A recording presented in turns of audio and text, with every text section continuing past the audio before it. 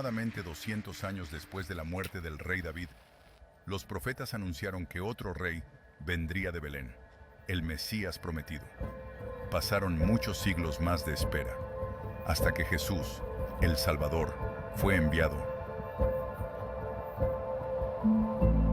Un regalo del amor de Dios. Y en un mundo lleno de oscuridad y caos, donde algunos buscaron quitarle la vida, Él trajo paz. Este bebé, este niño, este regalo de amor, fue llamado Emmanuel, que significa Dios con nosotros. Él sería la fuente de esperanza para un mundo que la necesitaba desesperadamente. Y ahora, unos 2000 años después, esperamos la segunda venida de este Salvador. Recordamos la primera venida de Cristo y esperamos con anhelo que Él venga una vez más, en esta temporada donde celebramos la venida.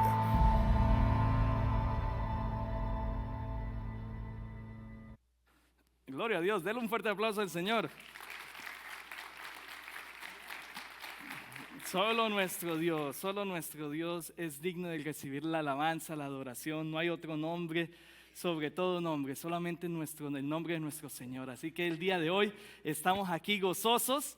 Ya como dijo el hermano Josué, el pastor Josué, este miércoles vamos a estar celebrando la Navidad, así que si usted quiere ser parte del servicio que hemos preparado, recuerde, va a ser en inglés a la 1 de la tarde, pero vamos a tener la traducción disponible, así que traiga su teléfono, sus celulares, sus dispositivos, sus móviles, como ustedes le llamen en su país, y traiga también audífonos para que pueda escuchar. Pero nos gozamos que en estas Navidades no festejamos, bueno, siempre se come, ¿no? La comida, pero no adoramos la comida, no adoramos a nadie más sino al Señor, que es el significado de la Navidad. Poder festejar que Dios nos amó tanto que envió a Jesús a nacer. Y hoy vamos a estar hablando un poquito de eso. Pero el día de hoy saludo a todas las visitas que están acá en esta mañana. Tengo unos invitados muy especiales. Los que bien saben, nosotros como iglesia trabajamos mucho en lo que son las misiones, enviamos equipos.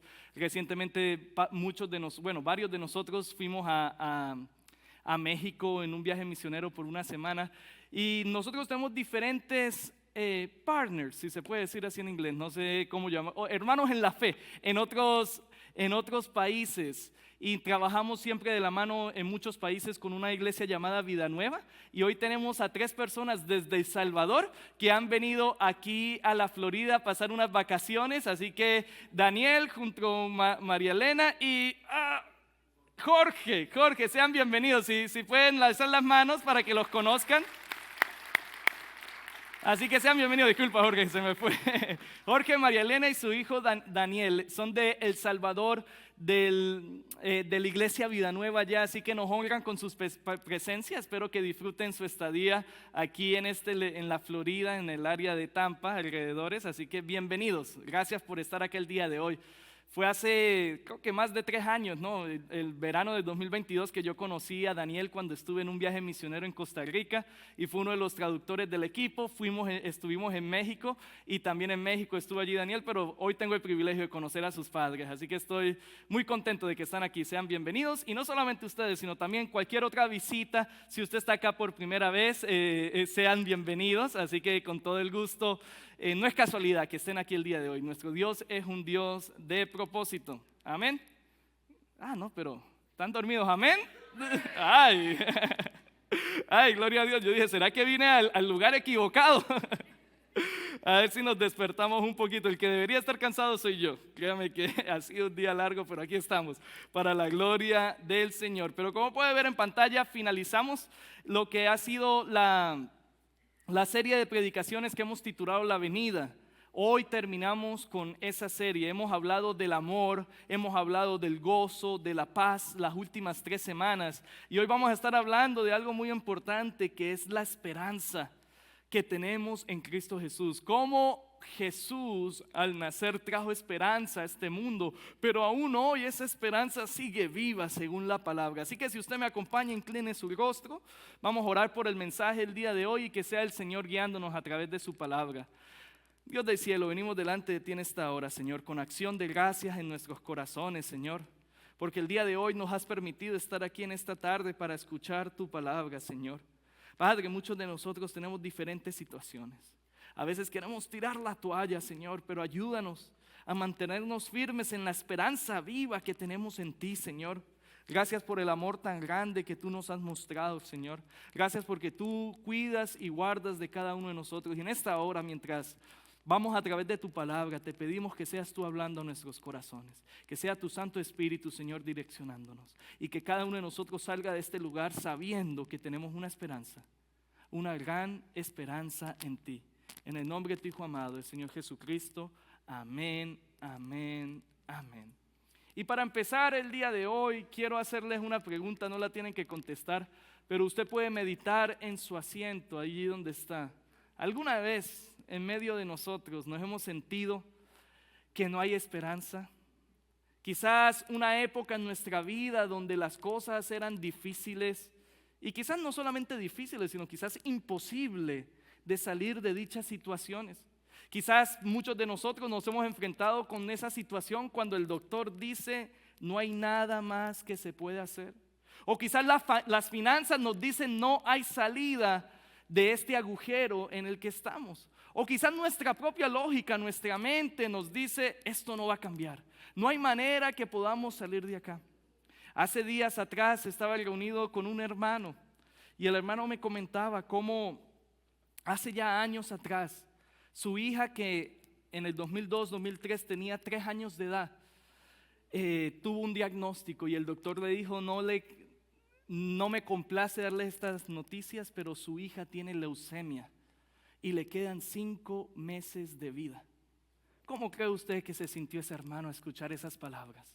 Devastado, que su hija de 3, 4 años ha sido diagnosticada con una enfermedad que va a terminar con su vida en 5 meses. Fueron las noticias que recibió este hermano hace alrededor de 20 años atrás. Una situación que humanamente hablando uno diría no había esperanza, no había salida de eso. Pero mira, para la gloria de Dios, el hermano me comentaba que su hija, que le habían dado 5 meses de vida, terminó viviendo 5 años más. Y mis hermanos, es que Dios es el Dios de la esperanza. Él siempre tiene la última palabra. Cuando todo parece decirnos que no hay esperanza en medio de nosotros, Dios siempre nos recuerda a través de su palabra que Él está con nosotros. Y esta palabra que estamos hablando el día de hoy, esperanza, ¿qué es? Verdaderamente, ¿qué significa esa palabra? Y les voy a dar una pequeña definición que he preparado el día de hoy que dice lo siguiente: la esperanza es una expectativa confiada basada en el carácter de Dios y en todo lo que Él ha hecho. Es decir, cuando una persona tiene esperanza, tiene una expectativa. Y no una expectativa como quizás sí, quizás no, sino una expectativa confiada, que está basada no en mis circunstancias, sino está basada en Cristo, en Dios, en su carácter y en todo lo que Él ha hecho. Y a través del mensaje del día de hoy vamos a expandir un poco más de eso. Me recuerdo que cuando se trata de esperanza, muchos de nosotros también hemos escuchado esa frase que decimos los hispanos, ¿no? La esperanza es lo último que se pierde. Hemos escuchado esa frase, la esperanza es lo último que se pierde. Y déjenme decirles que cuando se pierde la esperanza, estamos en graves apuros, en graves aprietos, una situación muy grave cuando se pierde la esperanza. Y el día de hoy quiero que me acompañe a Isaías capítulo 7, donde vemos una situación en específico en la historia de Israel durante su reino dividido de norte y sur, acerca del reinado del rey Acaz de Judá. Y en ese pasaje que estamos hablando, 734 antes de Cristo, durante el reinado de Acaz, se nos habla de una amenaza, de una situación donde este rey no tenía esperanza. ¿Por qué? Porque estaba siendo amenazado, el reino del sur de Judá estaba siendo amenazado por Siria y también por el reino del norte de Israel. Así que acompáñenme, vamos a Isaías capítulo 7, voy a estar leyendo de la traducción Biblia de las Américas. Y vamos a leer los versículos 1 al 2. Y dice así la palabra del Señor. Y aconteció que en los días de Acaz, hijo de Jotán, hijo de Usías, rey de Judá, subió Resín, rey de Aram, con Peca, hijo de Remalías, rey de Israel, a Jerusalén para combatir contra ella, es decir, el reino del sur. Pero no pudieron tomarla. Y se dio aviso a la casa de David diciendo: los arameos han acampado en Efraín. Y se estremeció el corazón del rey. Mire esas palabras, se estremeció. Y el corazón de su pueblo, como se estremecen los árboles del bosque ante el viento. Entonces, para hablar un poquito una vez más del contexto de lo que estamos leyendo ahorita, en unos minutos continuamos la lectura. Vemos cómo el reino del sur, que era la tribu de Judá, de Israel en esos tiempos, estaba dividido. Y entonces se habían puesto una alianza entre Siria, es decir, Aram, y el reino del norte. Habían unido sus fuerzas. Y Siria en ese entonces era una de las naciones más poderosas de la tierra. Y también el reino del norte no estaba en buenos términos con el reino de Judá. Entonces, debido a esta alianza, nos dice el texto que el corazón del rey de Acaz, es decir, del reino del sur, se estremeció como los árboles del bosque que son sacudidos por el viento. Es decir, había un gran temor en el corazón del rey Acaz. Una vez más, tenía por un lado el reino de Siria, es decir, Aram, que contaba con un ejército experimentado. Aram incluso era considerado un reino respetable, peligroso para los vecinos más pequeños, como en el caso de Judá. Así que por un lado estaba el reino de Siria, por un lado estaba el reino del norte, que también era mucho más grande, mucho más poblado, tenía más recursos económicos y militares que Judá. Y juntos estos dos reinos, por supuesto, representaban una amenaza muy seria para Judá, porque era más pequeño, con menos soldados, militarmente más débil. Así que desde una perspectiva humana, el miedo que experimenta el rey Acaz es algo totalmente comprensible. El miedo no era algo imaginario que él estaba teniendo, no, sino que había una razón, había una amenaza real para él y para todo el reino del sur. Ustedes saben que a mí me gusta mucho el fútbol. Es como decir, por ejemplo, normalmente un juego de fútbol tiene 11 contra 11. Pero imagínate un juego donde sean 11 contra 22 o contra 33. ¿Qué esperanza tiene el equipo de 11 jugadores? Es una tarea muy, pero muy difícil. Incluso los 11 jugadores irían a jugar ya sabiendo que no hay esperanza de ganarle a un equipo de 22 personas. Y de una manera quizás similar pasa en este contexto. Dos reinos se habían unido mucho más grande que Judá y era una amenaza. Así que en cierta manera yo pienso que el rey Acaz, según el texto también, no se estremeció su corazón.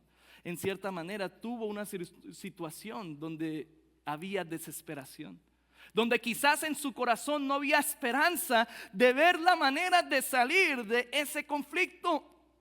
Pero en medio de esa situación tan desesperante, en medio de las amenazas que el rey Acaz tenía con el reino del norte y Siria, Dios envía a un profeta específico, a Isaías, para hablar con Acaz. Isaías entonces, si usted continúa leyendo la historia, motiva al rey a confiar en Dios. Y le dice que no tenga miedo, porque los planes que ellos estaban haciendo no iban a prosperar. O sea, el profeta Isaías le está asegurando a Acaz que Judá no iba a ser destruida.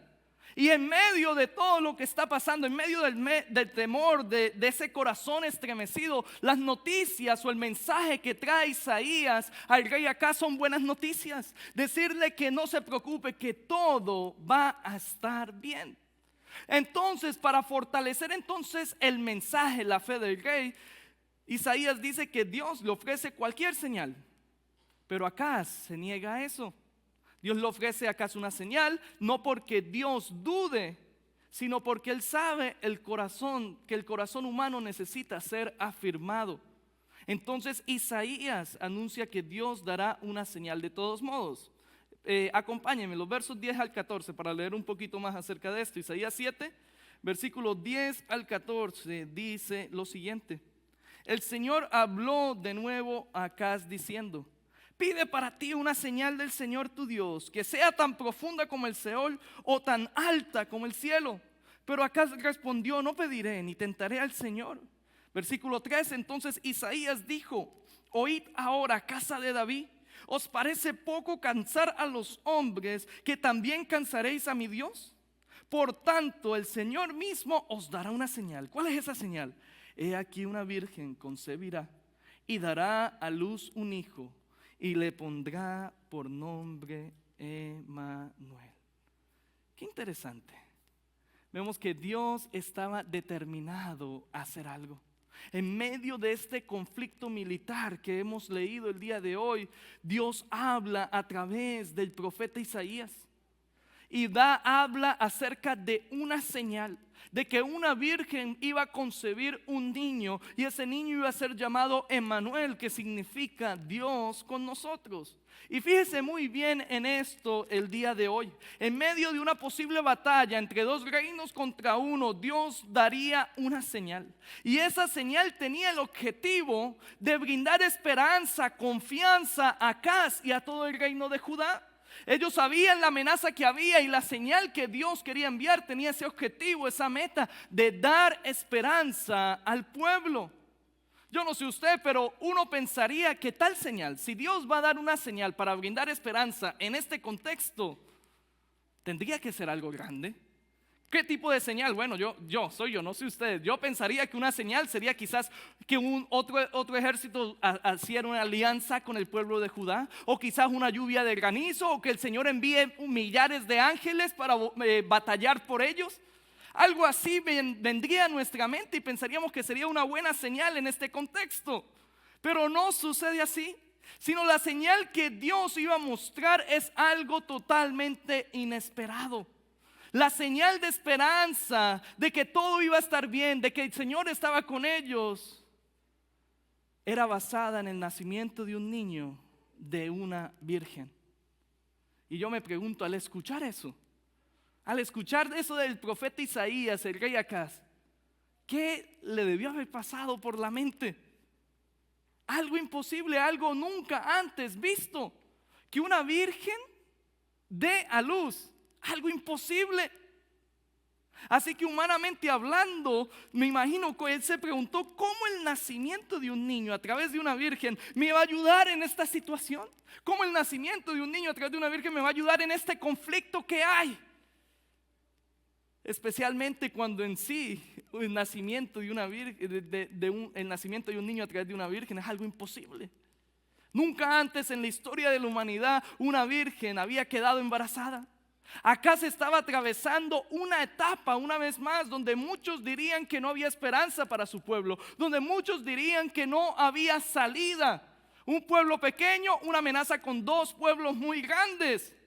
Pero en medio de esa situación tan desesperante que pudo ser, Dios promete una señal de esperanza. No se trataba de un gran ejército, no se trataba de millares de ángeles, no se trataba de ninguna cosa por el estilo, sino que la esperanza sería a través del nacimiento de un niño, pero no cualquier niño, de Jesús, el Hijo de Dios, Dios con nosotros, Emmanuel.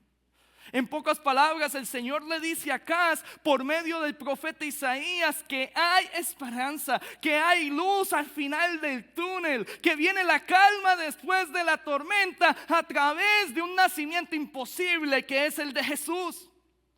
Para que de esa forma no nos quedara dudas que lo que es imposible para el hombre es posible para Dios.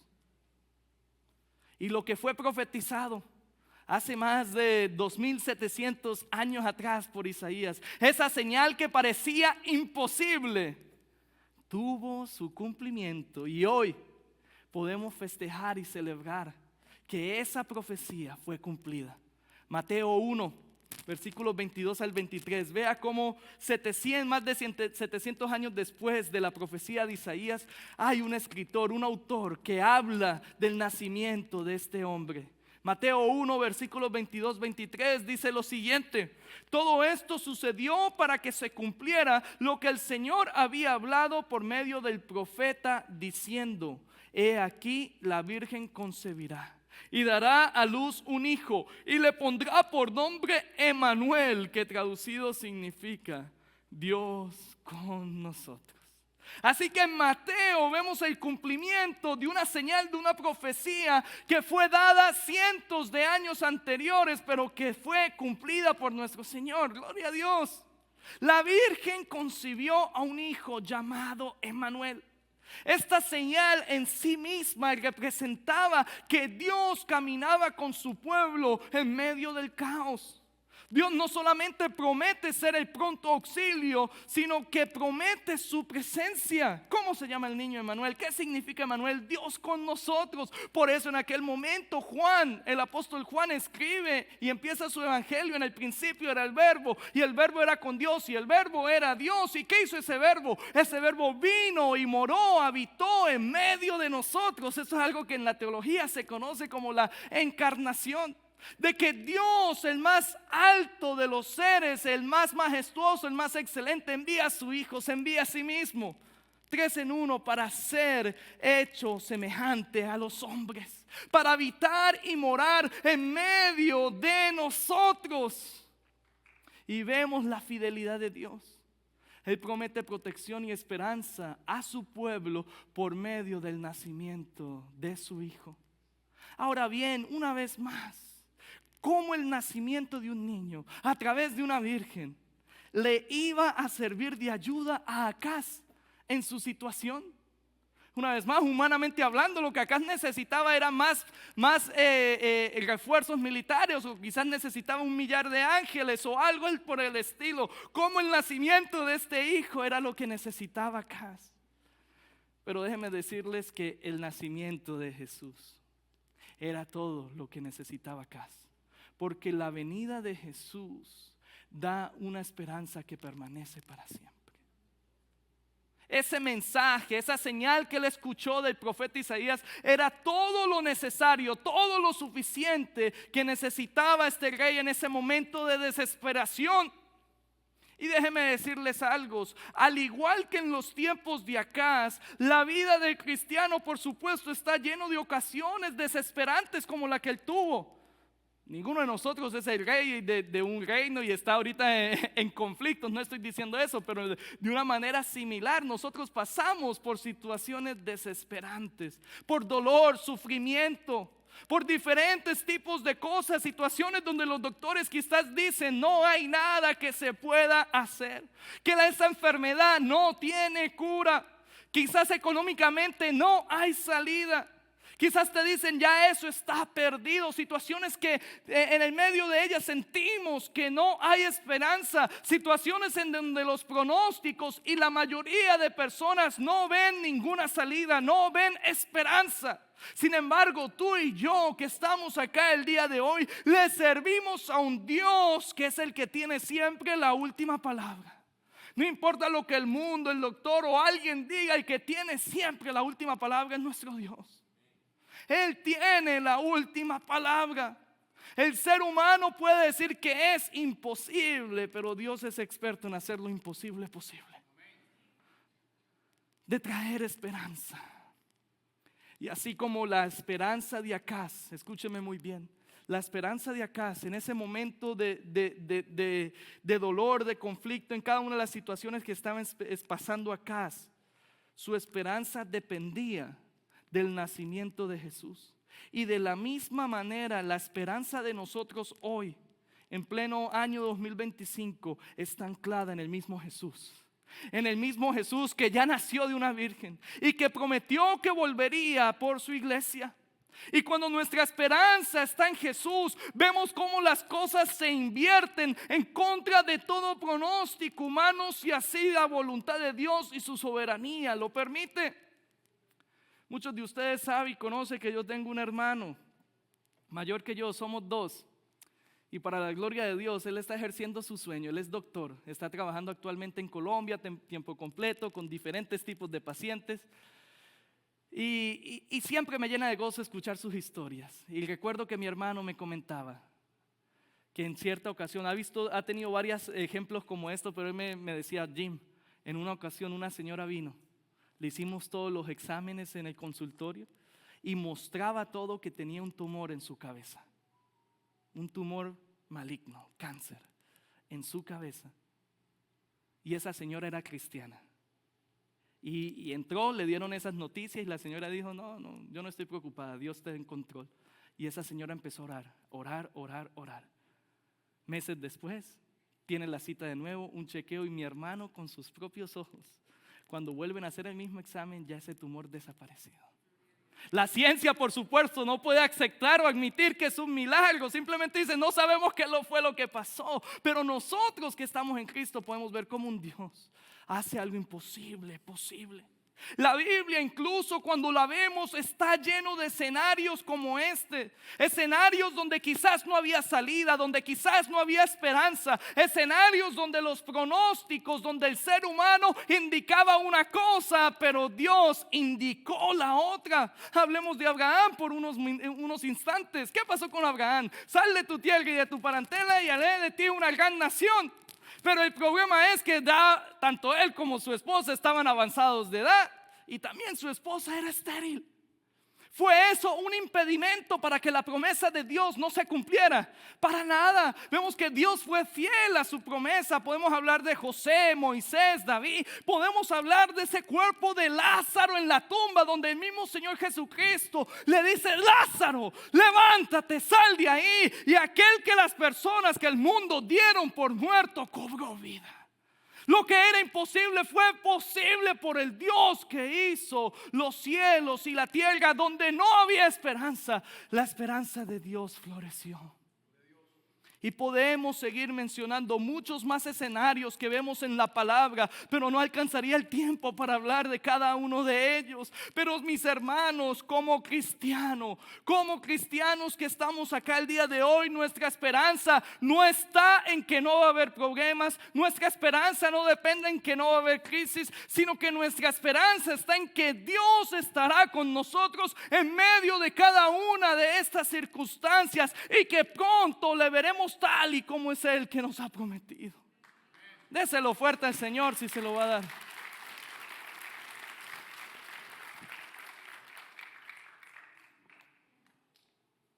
Sin embargo, vivimos en un mundo que está lleno de enemigos de la esperanza. Un mundo que no le gusta que las personas tengan esperanza. A veces incluso nosotros tenemos algo en nuestro pasado que quiere matar esa esperanza. Quizás tenemos dudas de nuestro futuro, de lo que va a pasar. Quizás tenemos también dudas de nosotros mismos, que no somos suficientes. Quizás una situación de salud, un problema matrimonial, una circunstancia en las finanzas. Cada una de estas cosas que son situaciones quieren robarnos esa esperanza. Pero no podemos dejar que las cosas de este mundo nos desenfoquen de la esperanza viva que tenemos en Cristo Jesús. Créeme que vivir en este mundo tan quebrantado que está, sin esperanza, sería algo supremamente espantoso. Proverbios 13:12 lo pone de la siguiente manera: la esperanza que se demora enferma el corazón, pero el deseo cumplido es árbol de vida. O sea, en cierta manera la idea en ese texto de Proverbios es que vivir sin esperanza o vivir con una esperanza demorada desgasta el alma. Mientras que ver cómo Dios cumple sus promesas es algo que nos fortalece como árbol de vida. Y es que la esperanza, mis hermanos, no es simplemente una sugerencia para nosotros. La esperanza no es simplemente algo que Dios nos recomienda que tengamos. No, cuando vemos la Biblia, la esperanza es un elemento esencial, central en la vida del cristiano. Primera de Corintios 13:13 dice lo siguiente: y ahora permanecen la fe, la esperanza y el amor. Estos tres. La fe, la esperanza y el amor, pero el mayor de ellos es el amor. Pero la esperanza no quiere decir que no sea importante. Créeme que están dentro de estas tres cosas de suma importancia para la vida del cristiano. Y nos preguntamos una vez más, ¿qué significa esa esperanza? ¿Qué es lo que es esperanza? Y te recuerdo lo que te dije hace minutos atrás. La esperanza es tener una expectativa confiada, basada en el carácter de Dios y en todo lo que Él ha hecho. Es esperar confiadamente Y esa espera que con confianza no depende de las circunstancias, depende del carácter de Dios y todo lo que Él ha hecho. Es decir, cuando yo tengo esperanza en Jesús, quiere decir que estoy confiado y estoy a la expectativa de un resultado favorable según lo que Él ha prometido. No según lo que yo creo que es favorable, sino lo que Dios sabe que es bueno para sus hijos. Entonces esa esperanza en Él, esa confianza que hemos puesto nos lleva a confiar y estar a la expectativa de que Él va a obrar. Porque para los que aman a Dios todo obra para bien, pero ese bien tú no lo defines, Dios lo define. Y yo estoy confiado. Cuando tenemos esa esperanza estamos confiados porque la persona en que estoy confiando tiene un historial muy grande de proezas y también es el ser más poderoso, más sabio de todo el universo. Muchos de nosotros confiamos en los doctores, confiamos en los contadores, confiamos incluso en los handymans cuando nos hacen un trabajo. Algunos de nosotros no trabajamos lo que es la electricidad. Le pedimos a alguien que nos ponga algo y confiamos de que lo haya hecho bien, porque si lo hizo mal, mira, hasta un incendio puede pasar. Si no se hacen las cosas con código. Si no, el hermano Edgar puede hablar un poquito de eso. Hay que hacer toda la manera. Y recuerdo que recientemente estaba leyendo un ejemplo, bien lo vi o de pronto lo vi en las redes sociales, no estoy seguro. Pero una persona que decía, imagínate por un momento que tienen que hacerte a ti una de las cirugías más importantes de tu vida, una cirugía de vida o muerte.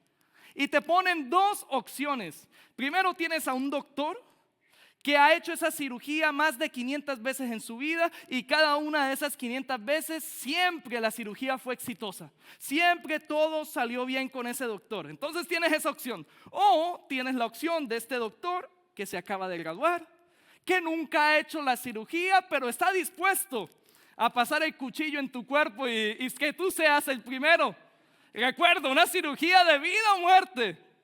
Creo que todos estaríamos de acuerdo que al recién graduado lo dejaríamos solos y nos iríamos con el que tiene la experiencia que nunca ha fallado. Pero déjeme decirle algo, tal cirujano perfecto en este mundo no existe. El ser humano puede fallar, pero cuando tú pones tu confianza en el Dios que hizo los cielos y la tierra, en el Dios que es todopoderoso, que está en todas partes, que lo conoce todo, créeme que estás poniendo tu confianza en alguien que tiene un récord totalmente limpio, en alguien que cuando tú miras la palabra, cuando miras sus expedientes, nunca, pero nunca ha fallado en nada lo que Él ha dicho o ha hecho. Cuando miras y pones tu confianza en Dios, estás poniendo tu confianza y esperanza en el único que nunca te fallará, que nunca te fallará.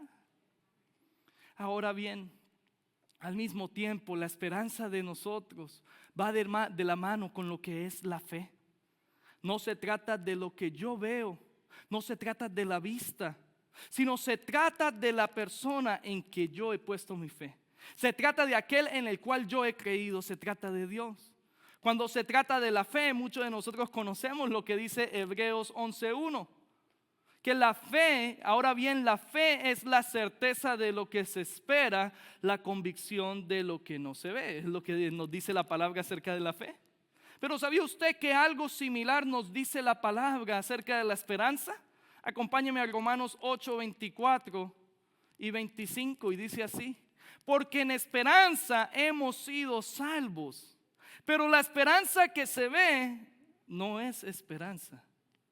Pues, ¿por qué esperar lo que uno ve?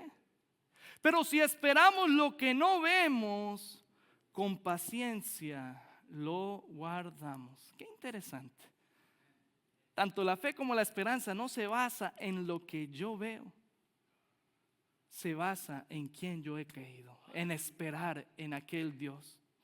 Así que en cierta manera, la esperanza se une al club que hemos hablado en las últimas 2 semanas, así como el gozo, así como la paz, así también la esperanza no depende de mis circunstancias alrededor, no depende de lo que yo veo con mis ojos, sino la esperanza está anclada a Cristo. Está anclada a Cristo. Y lo bueno de esto es que nuestro Señor Cristo nunca falla, nunca cambia, no hay en Él sombra de variación. Así que al tú mirar la fidelidad de Dios en el pasado. Cuando tú te analizas tu vida y has visto la fidelidad de Dios en el pasado, eso mismo es un indicador de su fidelidad en el presente y en el futuro. La fidelidad que Dios te ha mostrado es algo que te da a ti la confianza y la plena seguridad de que Él va a ser fiel en el presente y va a continuar siendo fiel en el futuro. Es lo que dice exactamente Romanos 15:4. Porque todo lo que fue escrito en tiempos pasados para nuestra enseñanza se escribió, a fin de que por medio de la paciencia y del consuelo de las Escrituras tengamos esperanza. Así que este libro que venimos aquí domingo tras domingo, donde traemos predicaciones, donde lo estudiamos, lo escudriñamos entre semana, tiene un propósito, y es que tú y yo nos empapemos de él. Y este libro a su vez trae esperanza. Fueron escritos para darnos una esperanza viva en Él, de ver cómo Dios ha sido fiel en el pasado, cómo Dios ha obrado por medio de Abraham, de David, de Moisés, de José, cada uno de estos personajes. ¿Por qué Dios habría de cambiar? No, Él no cambia, sino el testimonio bíblico nos dice que ese Dios que ha sido fiel desde toda la historia continuará siendo fiel a su palabra en medio de tu situación. Así que la palabra nos trae esperanza.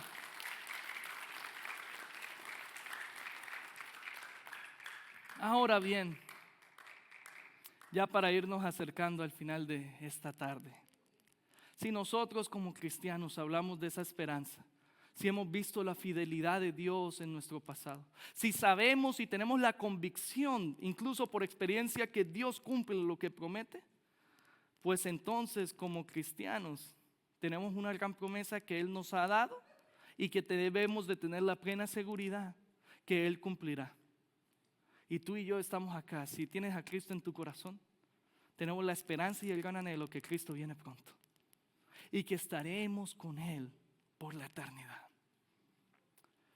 Pedro, el apóstol Pedro, en una de sus cartas, en la primera carta, en el primer capítulo, que algo bien interesante, primera de Pedro capítulo 1, un poco del contexto. Él está escribiendo a un grupo de creyentes que estaban en medio de la persecución, en medio de una situación donde quizás pensaban que no había esperanza. Mira las palabras que Pedro le da a estas personas. Pedro no les dice a ellos: miren, ya hoy en adelante no van a tener problemas, o ya no va a haber más aflicción, o no va a haber más dificultad. No, sino lo que Pedro dice es que en Cristo hay una esperanza viva. Primera de Pedro 1, versículos 3 y 4. Bendito sea el Dios y Padre de nuestro Señor Jesucristo, quien según su gran misericordia nos ha hecho nacer de nuevo. ¿Para qué? A una esperanza viva, mediante la resurrección de Jesucristo de entre los muertos, para obtener una herencia incorruptible, inmaculada y que no se marchitará, reservada en los cielos para vosotros. Hemos nacido de nuevo en Cristo, somos una nueva criatura, y ese nacer de nuevo es a una esperanza viva mediante la resurrección de Jesús. Más adelante el versículo 13 nos dice: ¿qué debemos de hacer entonces nosotros entendiendo esto? Por tanto, iglesia Bell Shoals, ceñid vuestro entendimiento para la acción, sed sobrios en espíritu, poner vuestra esperanza completamente en la gracia que se os traerá en la revelación de Jesucristo. Mi alma te alaba. En medio de unos cristianos que estaban siendo perseguidos, en medio de una situación desesperante para la vida de ellos, el apóstol Pedro no les dice: vayan y hagan lo que quieran, sean felices, o no les dice: ya hoy en adelante se terminan las pruebas, sino lo que les dicen: miren, en medio de todo esto ustedes tienen que poner su esperanza completamente en aquel que es Jesucristo. Y el que está en Cristo tiene una esperanza viva, una esperanza que perdura, que permanece. Aunque no lo vemos, sabemos que Él volverá por su iglesia. Mis hermanos, tenemos que entender que nuestra estadía en este mundo, es algo pasajero. Tenemos un destino eterno asegurado en Cristo. tenemos un destino asegurado en Cristo. Y si tú estás aquí hoy y le has dado tu vida al Señor y sabes y tienes la certeza que tienes un destino eterno, pues eso mismo tiene que determinar cómo enfrentas cada temporada en tu vida. Es decir, lo que crees acerca de tu destino eterno determina cómo enfrentas cada temporada en tu vida. O sea, si tú sabes que tu destino es ir al cielo, tienes la plena seguridad porque Dios lo ha prometido y te ha salvado y redimido. Y cuando el Padre te ve la sangre de Cristo que te redime y te justifica, y sabes que si mueres hoy vas a ir al cielo, pues entonces el conocimiento de dicha cuestión debe de determinar cómo enfrentas cada temporada. ¿A qué te refieres, pastor? Bueno, de que tenemos esperanza, que estaremos con Cristo en la eternidad, de que pase lo que pase, si vivimos o morimos, del Señor somos, que en saber y tener la confianza de que si estamos en Cristo, la muerte no es el final, sino es ganancia. Si sabemos y tenemos el entendimiento y conocemos que Dios nos ha salvado y que voy al cielo, pues entonces la muerte, por muy dolorosa que sea, por el sufrimiento que pueda traer, no debe de traernos temor, sino al contrario. El apóstol Pablo dice: porque para mí el vivir es Cristo y el morir es ganancia. ¿Cómo puede ser entonces el morir una ganancia? Pues porque voy a estar en la presencia del Señor. Así que mis hermanos, el día de hoy, si usted está en Cristo, tiene una esperanza viva en Él. Puede confiar y tener la plena seguridad que usted no está poniendo su esperanza en alguien que no entiende lo que usted está pasando, sino usted está poniendo su esperanza en alguien que vino, vivió, habitó en medio de nosotros y sufrió la cruz del Calvario, que fue azotado, que sufrió el dolor, que fue crucificado, que fue sepultado, pero al tercer día mostró cómo algo imposible se hizo posible: resucitó. Y nuestra esperanza está en esa resurrección, de que Él es todopoderoso. Esa tumba sigue vacía. Créeme. Sí, pasamos tribulación, claro que sí, pasamos angustia, claro que sí, hay momentos de mucho dolor que queremos tirar la toalla, pero recuerda que en nuestra estadía aquí es temporal. Que lo que nosotros sufrimos aquí, no lo digo yo, lo dice la palabra, que los sufrimientos del tiempo presente no se comparan con la gloria venidera. Así que si nosotros sufrimos por Cristo, así que si en medio de esta vida pasamos por diferentes circunstancias, créeme que a través de esas circunstancias podemos tener esperanza, porque sabemos que el dolor es momentáneo. Allá en 2 Corintios 4, 17 y 18 dice el apóstol Pablo que créame, si alguien sufrió, si alguien pasó mucha necesidad, fue el apóstol Pablo. Y él dice: porque estoy seguro que esta leve tribulación momentánea produce en nosotros un cada vez más y eterno peso de gloria, no mirando nosotros las cosas que se ven, sino las que no se ven, porque lo que nosotros vemos es temporal, pero lo que no vemos es eterno. Así que créeme, vale la pena. Vale la pena sufrir por Cristo. Tenemos una esperanza viva, porque va a haber un momento en que vamos a estar delante de Él y lo vamos a ver a Él cara a cara. Y cuando tú pones eso en comparación con todo lo que pasamos en este mundo, créeme que estar con Él en la eternidad tiene mucho más peso, tiene mucho más valor que el sufrimiento en este mundo. Y sabes algo, que otra promesa nos da el Señor: que en ese momento, cuando estemos en la gloria, cuando estemos con Él, Él enjugará cada lágrima de nuestro rostro. Y estaremos finalmente en un lugar donde no hay más dolor, donde no va a haber más llanto.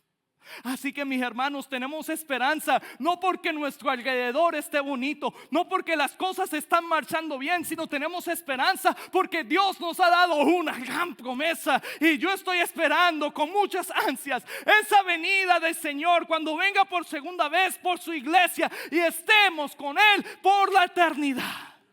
Déselo fuerte al Señor.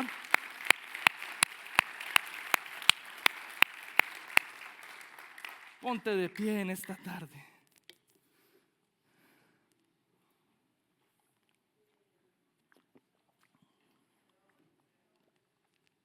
Y como te lo dije al principio, te lo vuelvo a decir: la venida de Jesús nos da una esperanza que permanece para siempre. Sin importar las tormentas, sin importar los conflictos, sin importar nada, todo lo que atravesamos lo podemos atravesar con esperanza, sabiendo y teniendo la plena seguridad que Dios está con cada uno de nosotros. Es una esperanza viva, no es una esperanza muerta. Confía en Él.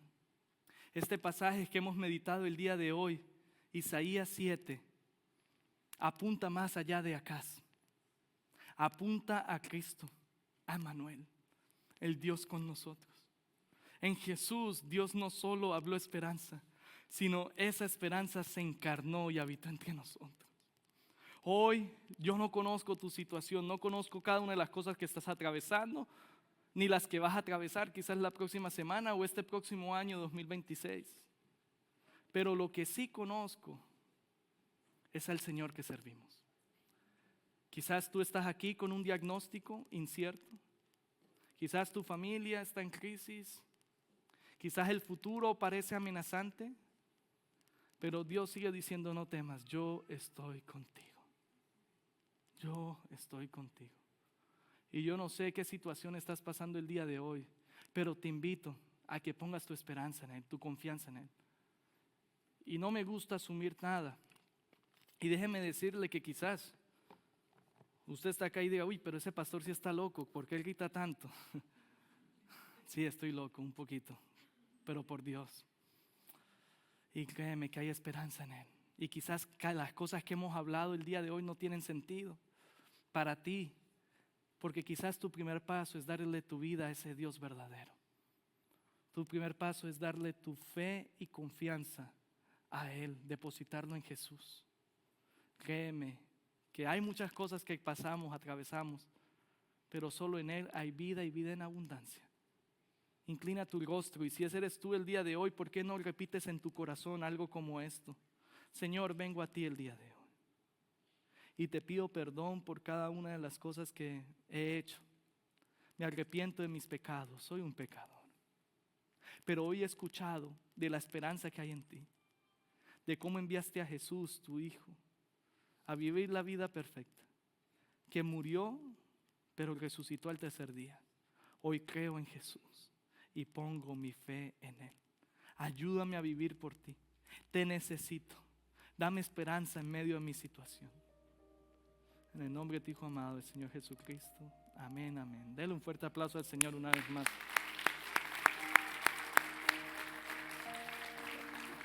Todavía no nos vamos.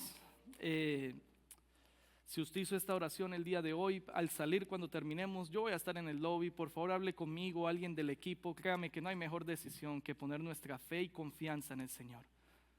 Y que pedir perdón por nuestros pecados. A todos los que son de la casa, que ya llevan tiempo en el Evangelio, hoy es simplemente un recordatorio de que hay esperanza en Jesús. Anímense. Dios está con ustedes, que está con nosotros.